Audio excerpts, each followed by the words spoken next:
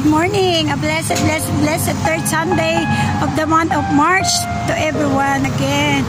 Ayan, narito po tayo sa City of Dreams. Ayan. Kung nakikita niyo po sa akin likuran. Padako na naman po tayo sa ating bahay panambahan. Katulad nga po ng ating ginagawa every Sunday. Bago dating gawin ang kanya-kanya nating banal na gawain or kanya-kanya nating agenda sa buhay sa araw na ito. Gusto ko lang ko kayong bigyan ang salita ng Panginoon. Sabi niya sa 1 John 4:19, He loves us because He first loves us. Ano po ibig sabihin nun? Minahal tayo ng Panginoong Diyos dahil siyang unang nagmahal sa atin. Kaya wag natin kalimutan na sa ating buhay ay laging may Diyos na nakatungay sa atin dahil mahal niya tayo. Ano man yung mga circumstances natin kinakaharap.